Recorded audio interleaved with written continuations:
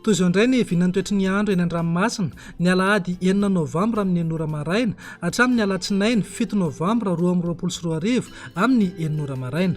Raha ny sary azo avy amin'ny zanabolana dia misy an'io rindrin-drahona io ao atsimon'i Madagasikara. Araka izany dia mila mitandrina fatratra ireo mpiandrika amin'ny morontsiraka atsimo iny, izany hoe manomboka eo Antaolanaro hatrany Cap Sainte-Marie satria andrivotra ny andro amin'ny ankapobeny ary anonjabe na aherin'ny ranomasina. Raha hoan'ny vinan'ny toetrin'ny andro morontsiraka atsinanana Cap d'Ambre hatrany Cap Est, andrahoana vitsy ho avy atsimo atsinanana andrivotra ka ho 30 hatramin'ny 20 kilometatra isan'ora, hatratra 7 kilometatra isan'ora rehefa manakaiky ny tendrony avaratra. Anonjabe ny ranomasina avy ny onja 2,3 metatra hatramin'ny 2,4 metatra. Cap Est hatrany Manoro, andrahoana mitsitokotoko ho avy atsinanana somary avaratra atsinanana andrivotra ka ho 7 hatramin'ny 30 kilometatra isan'ora. Anonjabe ny ranomasina avy ny onja manodidina ny 2 metatra sasany. Manoro hatrany Taolanaro, andrahoana mitsitokotoko ho avy avaratra somary avaratra atsinanana andrivotra ka ho 7 hatramin'ny 20 kilometatra isan'ora. Ananika 7 kilometatra isan'ora any atsimon'ny vangain-drano. Anonjabe ny ranomasina avy ny onja 2,9 metatra hatratra 2,4 metatra rehefa manakaiky any Taolanaro.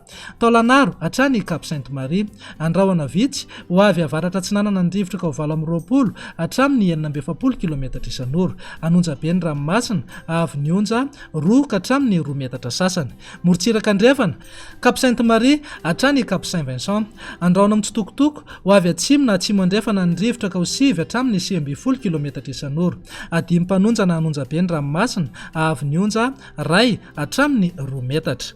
Cap Saint-Vincent hatrany Cap Saint-André, anorana tandrifin-drahona mahalana ho avy andrefana na avaratra andrefana andrivotra ka ho 7 hatramin'ny 30 kilometatra isan'ora. Dimy mpanonja ny ranomasina avy ny onja ho latsaky ny 2 metatra. Cap Saint-André hatrany Analalava, anorana tandrifin-drahona mety harankotroka indraindray ho avy andrefana na avaratra andrefana andrivotra ka ho 7 hatramin'ny 30 kilometatra isan'ora, hahatratra 20 kilometatra isan'ora indraindray.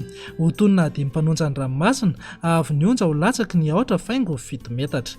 Analalava hatrany Cap d'Ambre, anorana tandrifin-drahona mahalana eo anelanelan'ny Analalava sy Nosy ho maina ny anakafa, ho avy atsimo atsinanana andrivotra ny avaratry Nosy ka ho 30 hatramin'ny 20 kilometatra isan'ora. Iovaova kosa ny anakafa ka manodidina eo amin'ny 7 hatramin'ny 30 kilometatra isan'ora. Ho tonina dimy mpanonja ny ranomasina avy ny onja ho latsaky ny 8,7 metatra.